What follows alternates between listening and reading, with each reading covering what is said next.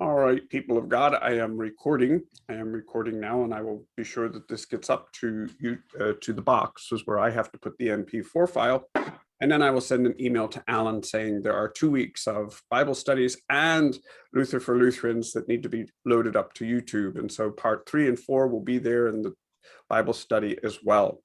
So here we are, and I'm up in the loft, and as you can see, my teaching assistant is behind me. She has followed me into the loft. You may hear some noise, as I was explaining earlier. The townhouse community we lived in have contracted to have the old macadam scraped off and a new layer put on. And so the machines are here. They are huge. They're starting at our end this week, not the other end, but this end, and it causes the hiccup. So I'm in the loft, the quietest room in the house, and we'll work through this. The background noise may be there, but it should be quieting down because they're finishing up this part and have another part to do before the sun sets. So it's an exciting time. I've seen machinery that is just, it's amazing. I know when the kids get home from school, they will be just sitting on the sidewalk watching these things do their job. It is amazing. And so I beg your pardon for some of the noise that you may hear, but we will live through this. And then I will be sure that Alan takes those 4 videos and gets them to the right place in YouTube. All right, so here we are. We are now in the city of Athens. Last week, Paul was taken, he was moved from Thessalonica, and they put him in Berea, which we discovered is off the main road, the Egnatian Way, which was the main highway. They put him in Berea because they figured if there were people who were going to follow him, they would not go to Berea. So Berea is off the highway. And this is a very interesting statement. You know, God's on the highway and God gets off the highway and goes to places off the highway. And so there are these moments where God shows up where we think, oh, it's not that important. But when God shows up, it becomes important. And then what the friends do is they send Paul to Athens, figuring if we put him south, everybody's going to be heading west. We're going to move him south to Athens. They'll never think of looking for Paul in Athens. And then what he does is when he gets to Athens, he waits. He says, well, you tell Timothy and Silas to come down to Athens. And so he's in Athens and he's waiting for Silas and Timothy to come to Athens. We all know what Athens, we've seen Athens in movies, we've seen it. We know some of the famous buildings, the Acropolis, you know, we see these wonderful buildings. We know what it's all about. Athens, the capital of philosophical learning, Epicureans, Stoics. This is early drama. You know, Aeschylus and others are there creating plays, Euripides. This was a center of learning. This was the center of culture. And when the Romans showed up, they adopted all of that. And they just changed the names. The Romans were not really original thinkers. The Romans were phenomenal engineers. That was what their claim to fame in world history. They were phenomenal engineers. They knew the secret for concrete and they made it work. And you know, some of their buildings are still up and holding on. They knew how to make it work. They were phenomenal engineers. They could build roads where no one else could manage it. So they come as engineers, but they come into Athens. They see this, the citadel of learning, and they adopt all of that. And make it their own. So here we are in the city of Athens, and we're in chapter 17, verse 16. And here's what Paul does when he's in Athens. While Paul was waiting for them in Athens, his spirit was greatly upset because he saw the city was full of idols. Okay, so here is Paul. Here he is, Paul. He's in Athens. It says Luke has him upset because he sees idols. It's not the first time he's seen idols. He grew up in Tarsus. They would have had that as well. It was an important city in the Mediterranean arena. So we have idols and ideas. That's how I entitled this part of chapter 17, idols and ideas. So he's upset. He sees a city full of idols. So he was addressing the Jews and the God-fearing Gentiles in the synagogue and in the marketplace every day, those who happened to be there. So here we see Paul following his traditional format. I will go to the synagogue. I will go to my people. I will talk to them about God.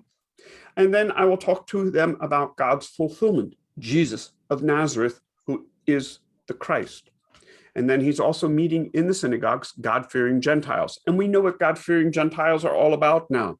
These are Gentiles who fell in love with Judaism. Okay, they fell in love with Judaism, its ideologies, its thinking. They loved it. And so they would attend synagogue. They would be in the synagogue and they would worship with their Jewish neighbors. Some will actually finish and become proselyte. They will be proselytes. Okay, they will be brought into the synagogue as Jews. For men, that means circumcision, and it certainly meant that you would observe the kosher kitchen. And then some will just be God-fearing. They will simply stand on the sidelines and worship with their Jewish friends and neighbors because they fell in love with the God of Israel.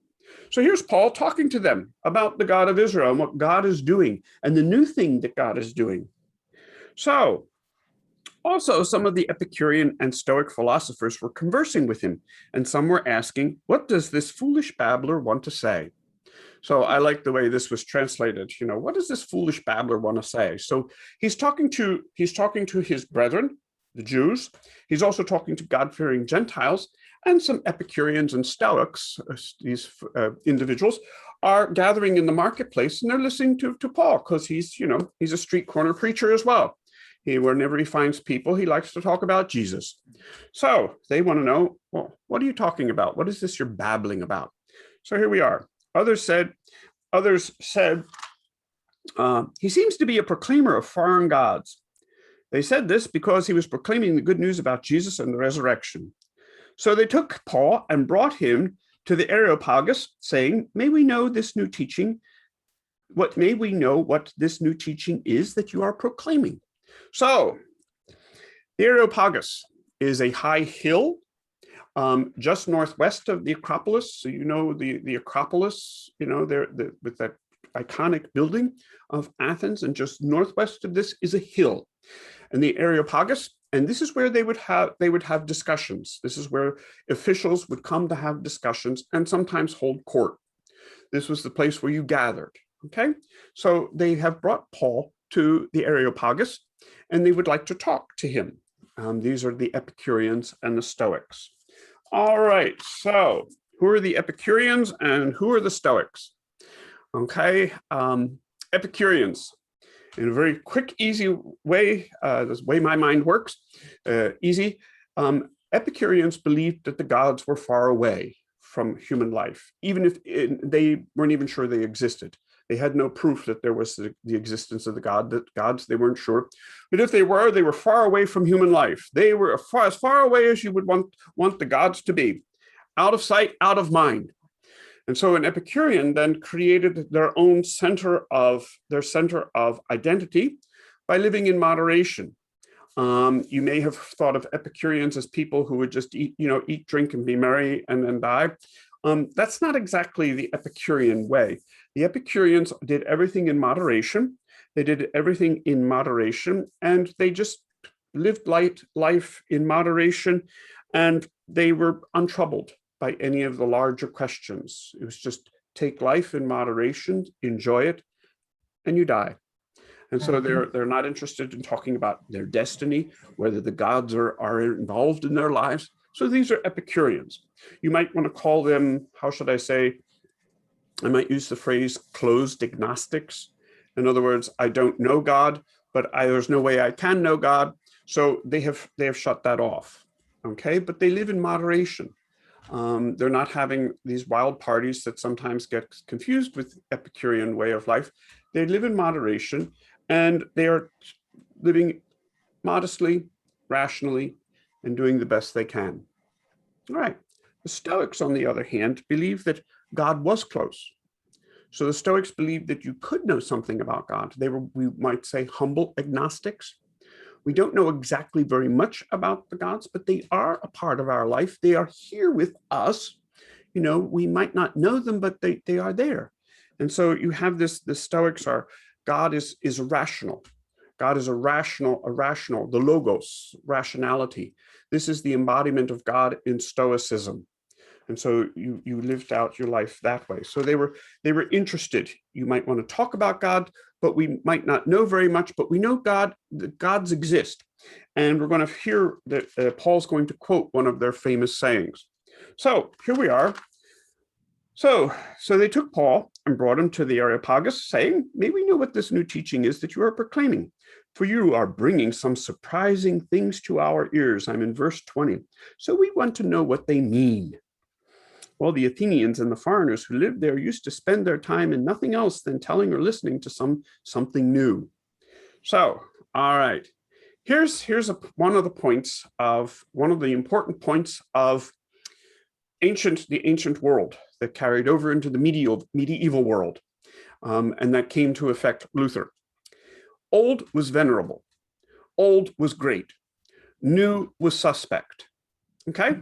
So if you hold on to that thought, old is venerable, new is suspect. Okay? So new is that's not there.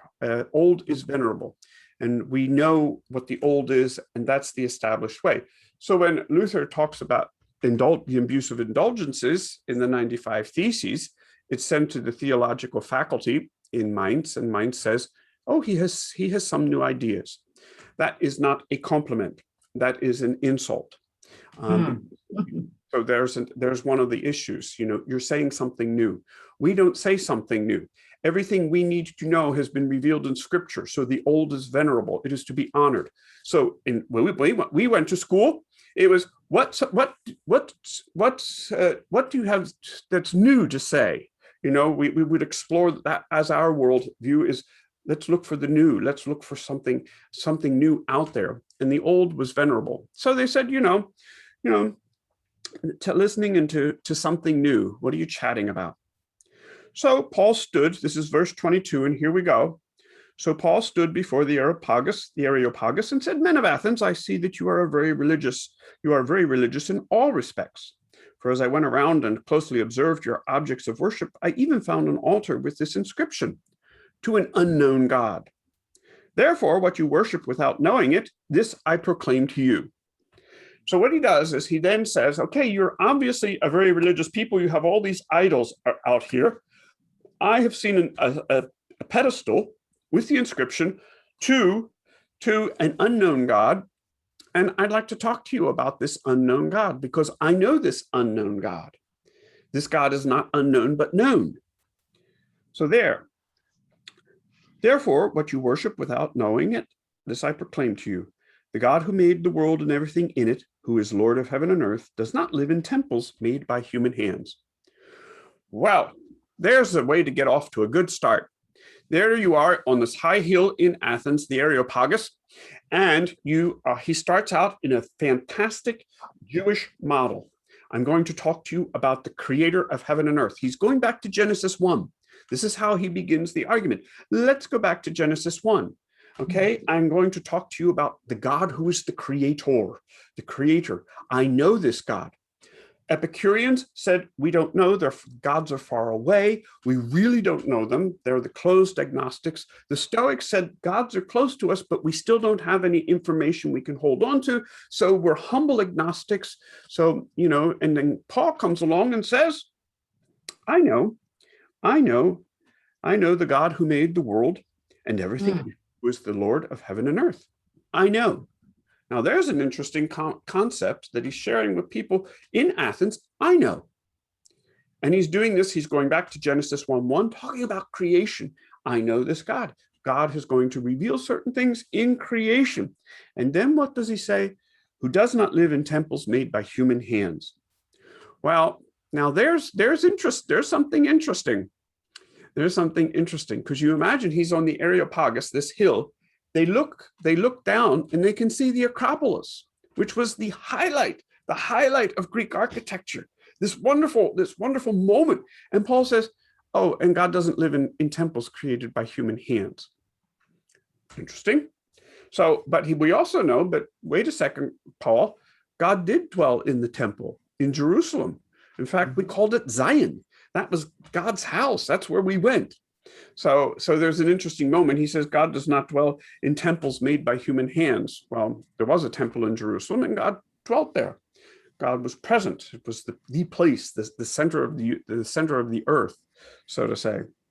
Nor is he served by human hands. In other words, your sacrifices are of no use. You don't serve this God. as if he needed anything, because he himself gives life and breath to everything and to everyone. Okay, from one man he made every nation of the human race to inhabit the entire earth, determining their set times and fixed limits on the places where they would live. What's he talking about? He's talking about Adam. Then he's moving into Abraham. He's saying, he tells them where they're going to live. So he's coming out. He's coming out, and he's in the book of Genesis. He's in the book of Genesis, and he's talking to some very sophisticated people. And he's saying, you don't know God. I do. Let me tell you about this God who is the creator of heaven and earth, and of all things and all things about human life that God is involved in. God is involved in history. And here is the point that Paul is driving home, that history is linear. In classical Greek thinking, history repeated itself. It went around in a circle. It repeats itself. The Judeo-Christian tradition said history is linear. It is on path, and it is moving forward. And so Paul is saying in this very, very tight passage, let me step back for a second. Is this his entire sermon? This is a synopsis, okay? Luke is using a tradition in history writing that was very, very common in the Greek-speaking world. You gave a synopsis. Paul had a lot more to say, I am sure. This is a synopsis. It's like the Sermon on the Mount. This is a synopsis of all of Jesus's teachings. Paul had a lot more to say. In Acts 20, he will preach among friends so long that somebody falls asleep and falls out the window. So Paul has a lot to say, and when he is in the pulpit, when he is preaching, he will go on for a long time. So somebody falls asleep and falls out the window, so there you go. So Paul has a lot to say. So what we have here is a synopsis. But what Paul is saying is, I know the creator. I know the creator is involved in history, and I know that history is linear. And he is pushing back on Greek philosophy. I know that history is linear. God is moving forward. Something is happening here. So he says, and fix the limits of the places where they would live in verse 27, so that they would search for God and perhaps grope around for him and find him, though he is not far from each of us. He's hit Epicureanism and Stoicism right down there. You're all saying God is far away or close, but not involved. I'm saying God is close. God is creator. God is involved in our lives, and we can know something about this God and the activity of God. And history is linear, and God is in charge. Whew. So you can imagine these very sophisticated people who are sitting in the Areopagus on this hill, listening to Paul, just take their points, honor it a bit, and then go, boom, and push them aside. And here's where he quotes one of their famous poets.